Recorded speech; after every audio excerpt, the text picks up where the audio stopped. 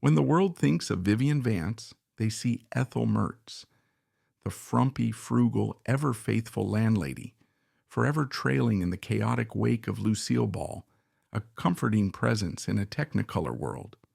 But there's another story, a much quieter and more profound one, etched not in laugh tracks, but in floor plans, flagstone, and garden soil. It's a story about a house in Belvedere, California, a structure of glass and air perched over the San Francisco Bay.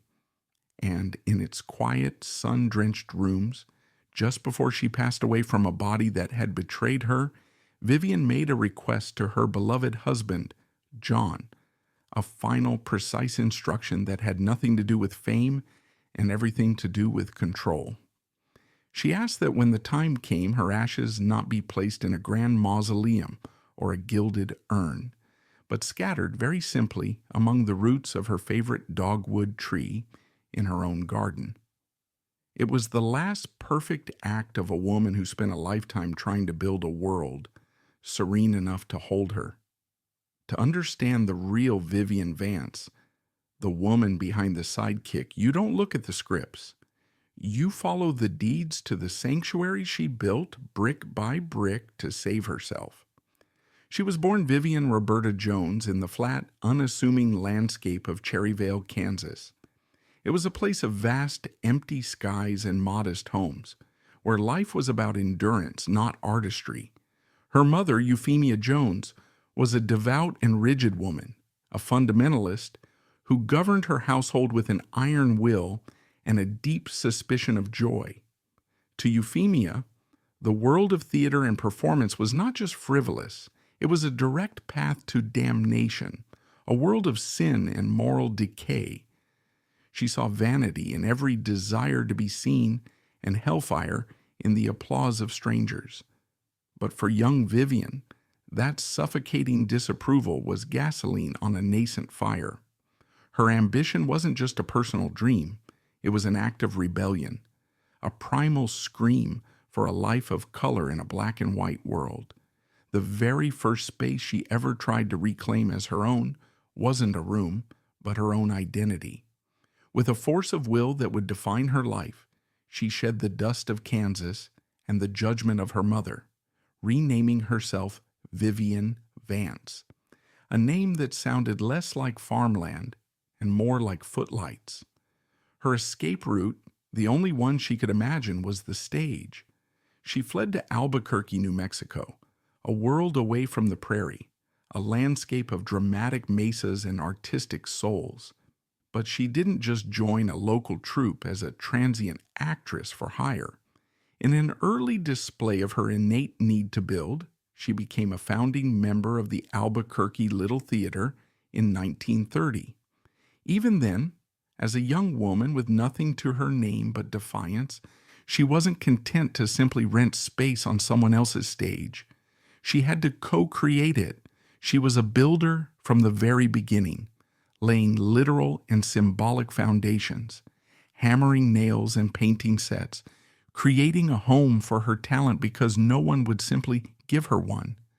This act of creation gave her a semblance of control over her own destiny, a feeling she would chase for the rest of her life. But this newfound independence was fragile, built on the shifting sands of a performer's life. Early marriages faltered, one after the other, buckling under the weight of her ferocious ambition and deep-seated inner turmoil. The constant pressure of performance, the instability of an actor's income, and her own anxieties born from a childhood of emotional suppression culminated in a full psychological breakdown in her 20s. In the 1930s and 40s, this wasn't a moment for compassionate understanding. It was a public unraveling, a source of immense and isolating shame. She was institutionalized, undergoing intensive and often primitive forms of psychotherapy. She spoke later of the terror of that time, of feeling her mind fracture into a million pieces. Her recovery was long, grueling, and fought for in solitude. When she finally emerged, something had shifted permanently within her soul. She had stared into the abyss of her own chaotic mind and vowed to never again let it consume her. From that moment on, she would engineer her physical surroundings with the same precision an artist applies to a canvas, creating external order to combat the potential for internal demons. For years, Los Angeles was never home in her eyes. It was a tool, a necessary evil, a sprawling, indifferent city where the sets shifted quickly and your power was defined by your last role. She took small parts in films, carved out a space for herself in the margins of Hollywood. Even in the series of apartments she rented during this transient period, she asserted an astonishing level of control. Friends and neighbors from that time would later describe her spaces as immaculate, almost unnervingly so. Everything was thoughtfully designed, with every object having its designated place. A single candle not perfectly centered on a coffee table could be adjusted 3 or 4 times until its alignment was, to her eye, just right. A stack of books had to be perfectly flush. This wasn't simple tidiness. It was a defense mechanism, a ritual. If she could control every inch of her apartment, she could perhaps keep the larger chaos of the world and her own mind at bay. Then came 1951. A television executive saw her in a play at the La Jolla Playhouse and recommended her to Daisy Arnaz. I Love Lucy exploded onto the American consciousness, and Vivian Vance was cast as Ethel Mertz, the frumpy landlady with a heart of gold. To viewers, she was delightful, the perfect grounded counterpoint to Lucy's manic energy. She was the voice of reason, the loyal friend, the comic foil. But to Vivian, the role was a gilded cage. While no formal frump clause has ever been proven to exist in her contract, the expectation was crystal clear. She was to remain matronly, a visual anchor of domesticity to contrast with the glamorous, aspirational Lucille Ball. Vivian, who was a trained theater actress, glamorous and sophisticated off-camera, was now America's most famous landlady, perpetually clad in a shapeless housecoat. She also famously detested William Frawley, her on-screen husband, a man more than 2 decades her senior, a notorious curmudgeon, and a heavy drinker who often showed up to set unprepared. And yet she endured it all with professional grace because she had a strategy. While the world watched Ethel Mertz, Vivian Vance was building something real, something permanent, far outside the flimsy walls of the studio. That same year, at the absolute peak of Lucy mania, she and her third husband, the actor Philip Ober, purchased an 18th century farmhouse in Stamford, Connecticut. This was not a whim. It was a calculated move. It wasn't a Hollywood mansion or a Beverly Hills villa. It was a historic, sprawling farmhouse on nearly 10 acres of rolling hills, shaded by towering ancient oaks, a house that creaked with the weight of American history. It was as far as one could get, spiritually and aesthetically, from the noise, the glare, and the judgment of Los Angeles. This was her first real castle, and she didn't just live in it, she conquered it. She became the general in a war against neglect and outdated design. She orchestrated massive renovations, poring over blueprints with contractors, her vision sharp and uncompromising.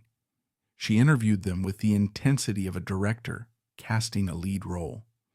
She designed lush, magnificent gardens, installed custom-built libraries, and curated every single detail of the interior. Her bathroom fixtures were imported from Europe. Her drapes were custom-made, measured down to the millimeter. The fabrics were chosen for their texture, their weight, the way they caught the morning light. This was not merely a retreat. It was a personal manifesto written in wood, stone, and chintz. The kitchen was not simply a place to cook. It was a culinary command center. Though she employed staff, she designed it for her own pleasure, a symphony of polished copper pots, sharp knives in their designated blocks, and gleaming countertops. It was organized with a surgical precision that would have baffled the chaotic Ethel Mertz. Her bedroom, her true inner sanctum, was serene and sunlit, decorated in calming shades of cream and soft yellow. It was a sacred chamber where no clutter or chaos was permitted. Even a newspaper left unfolded on a chaise lounge was an affront to the harmony she had so painstakingly curated. Visitors were welcome in her home, but they were expected to respect the unspoken rules of the space. It was her world, and you were a guest in it. And then there was the garden. Outside the stone walls of the house, she extended her dominion. The roses, the wisteria that climbed the old stone, the winding flagstone paths she designed herself. It was all part of her vision. Here, she held absolute control. Weeds were not tolerated. They were enemies to be vanquished. Leaves that fell out of place would be removed by her own hand, in her gardening gloves, or by the professional gardeners she trained personally to meet her exacting standards. A neighbor once remarked, half in awe and half in jest, that her hydrangeas looked as if they had been arranged with a ruler. In a way, they had. Her garden wasn't a casual hobby. It was the physical expression of internal order, a battle won against the wildness of nature, and by extension the potential wildness within herself. The Connecticut farmhouse was both her war room and her sanctuary, a place where she proved to herself every single day that she was more than Ethel Mertz. She was an architect of her own peace, but Hollywood, with its relentless grip, eventually pulled her back. The Lucy Show, which reunited her with Lucille Ball in the 1960s, required her presence in California. For a time, she shuttled between coasts, an exhausting commute that wore on her body and spirit. The cross-country flights, the psychic whiplash of moving between her two worlds, became untenable. Eventually, with a heavy heart, she gave in. The Stamford estate, her painstakingly created masterpiece, was sold. It was a profound loss. Soon after, her marriage to Philip Ober, a union so deeply tied to the dream of that farmhouse, dissolved. The house, so symbolic of her hard-won autonomy, was gone, but it had served its purpose. It had taught her exactly what she needed: permanence, privacy, and the profound soul-deep satisfaction of creating a world of one's own. Her next chapter unfolded after she found lasting, peaceful love with her fourth husband, John Dodds. He was not an actor. He was a cerebral, supportive, and worldly literary agent. With John, she found a partnership of equals, a man who saw and admired the brilliant, complex woman behind the public persona. He understood her need for order, not as a quirk, but as a pillar of her well-being. For a time, they lived a quieter life, even briefly running a travel agency together in Colorado. But Vivian was hunting, searching for the final act in her carefully written play of personal space. And then, in the early 1970s, she found it: Belvedere, California. The house was a mid-century modern masterpiece perched on a steep hillside with jaw-dropping views of the San Francisco Bay. It was all dramatic angles and soaring walls of glass, concrete and clean lines. It was the antithesis of the cozy, historic farmhouse. This was not a cottage. This was a throne suspended in air. The structure was cantilevered over the landscape, a feat of engineering that made it feel like it was floating. It was a structure of profound clarity and openness. Most importantly, it faced out toward the bay, toward the graceful arc of the Golden Gate Bridge, toward the endless horizon of the Pacific Ocean. It was a house designed to see everything, to be above it all. Inside, Vivian, with John's unwavering support, created what can only be described as a visual symphony. It wasn't merely decorated, it was composed. Rich, textured rugs from Morocco lay on polished hardwood floors. Chairs that had once belonged to Broadway costumers, pieces of history, were given pride of place as functional art.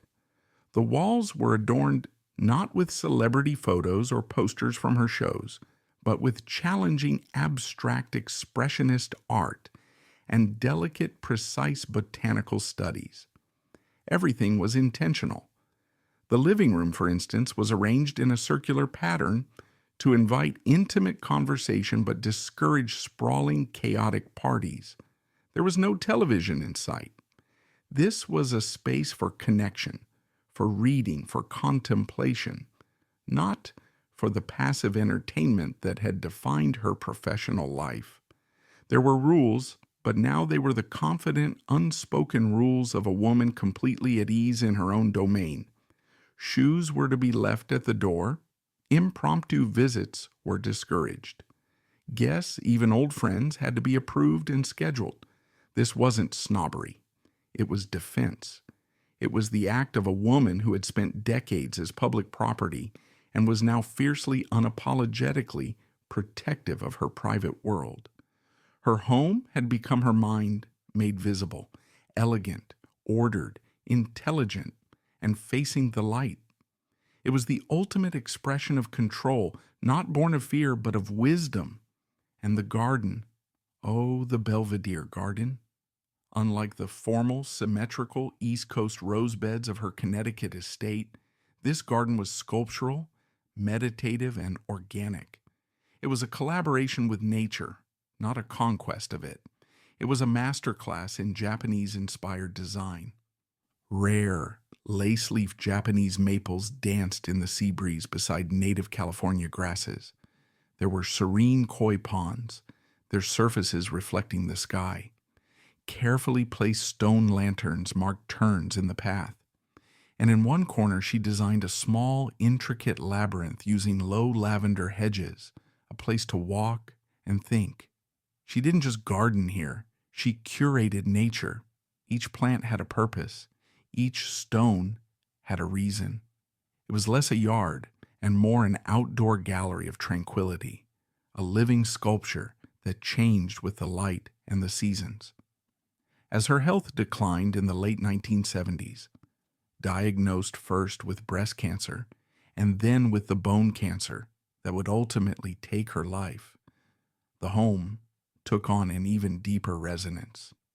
She refused to retreat to a sterile, impersonal hospital room. She would face the end in the fortress she had built. With John Dodds constantly by her side, reading to her, holding her hand, she spent her final days in her bedroom. A room with a wall of glass looking out over that magnificent bay. She would watch the fog roll in, see the sun burn it off, and witness the sky turn from blue to orange to purple over the Pacific. She knew she had built a sanctuary so complete, so perfectly attuned to her soul, that not even the specter of death could undo its serenity. When she passed in August of 1979, her final request was carried out. John scattered her ashes in her Belvedere garden beneath her favorite flowering dogwood tree. It was the last perfect act of integration, of becoming one with the beautiful, ordered world she had so diligently, so lovingly tamed. And so, we return to Ethel Mertz, the landlady in the dowdy dress, the woman obsessed with leaky pipes and tight budgets. It's tempting to see that character as simple comic relief, but that role, in Vivian's hands, was something more. It was a metaphor.